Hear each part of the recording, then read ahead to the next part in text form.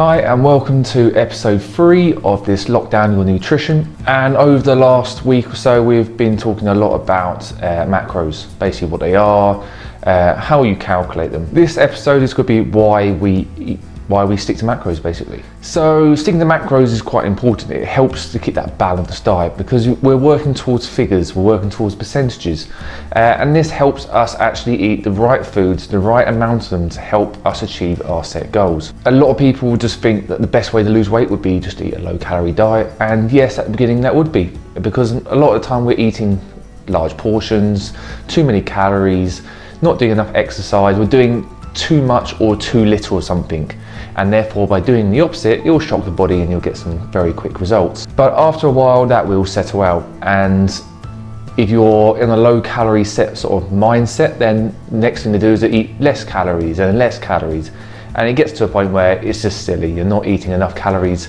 and it's not very healthy for you. So yes, a low calorie diet, a deficit diet is good to start with, but then after that point, where do we go from there? And that's where macros are important. So to start off with, you've got to sort of understand and learn what food is. So why we eat carbs, why we eat fats, why we eat proteins.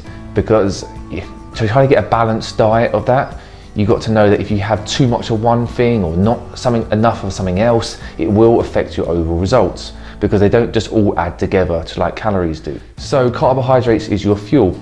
So that's where you get your energy from.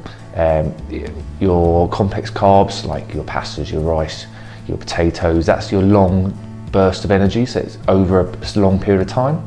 And then you have your sugars, etc., which is the quick burst of energy, so your energy drinks, your sweets, your chocolates, etc. Then we have protein, which is your sort of muscle growth, also energy as well, but mainly more known for muscle growth. So it helps with development after workouts, helps with repair after workouts, because after all, when you're working out, you're tearing and you're testing those muscle fibers. So by eating the protein, it helps recover those sort of areas. And in your fats, you get so many good vitamins and minerals from fats, helps with your organs, helps your overall body function.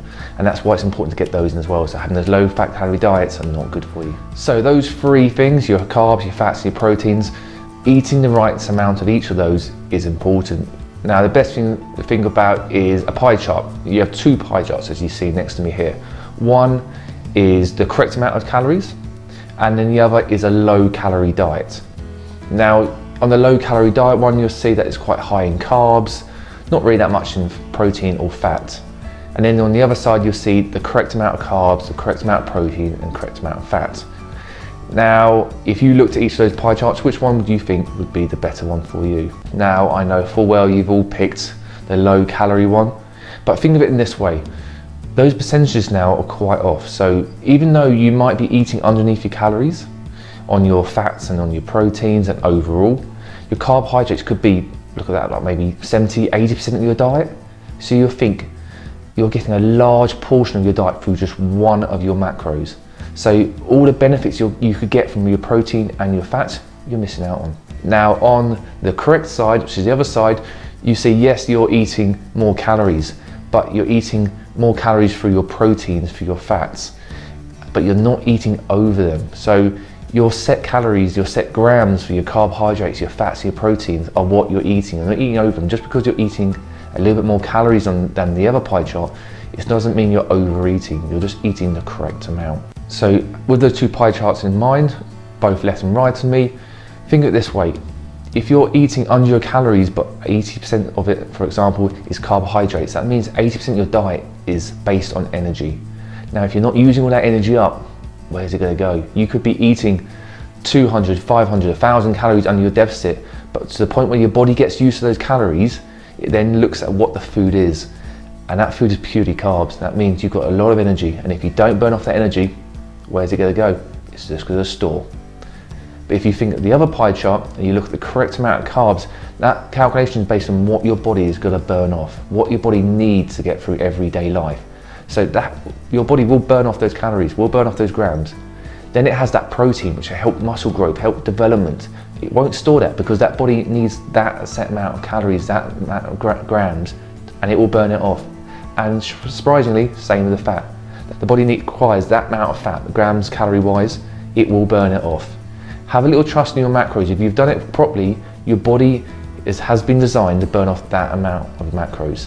By eating less of it, yes, you'll lose weight, but there will be a point where it will settle out, and going down that same lines of dropping your calories again isn't going to be beneficial for you, not for the long term. So it just shows that it is very important to stick to your macros. Now, you don't have to be really fixed on it. Like if you're one of my clients, you'll know that I weigh out my food, I stick to my macros every day.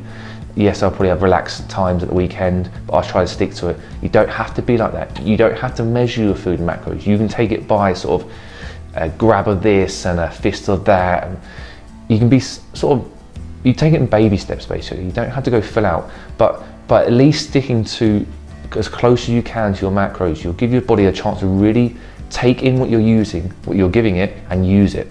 Then going down the line to just low on everything, because low calories isn't always going to help you in the long term, and it's not going to help you achieve what you want to do. It's just going to give you a bit of a boost to start, and then that'll be it. So hopefully, again, it's another little short video. I'm just trying to pump them out really short so it's not too much to take on. You can always comment below in the videos as well. If you have any questions, I can answer it. But we're just trying to take it in steps. We talked about what macros are. We talked about the benefits of macros, and now we talked about why we need to stick to our macros. It's just understanding it, because the moment you understand it, the moment you achieve. See you later.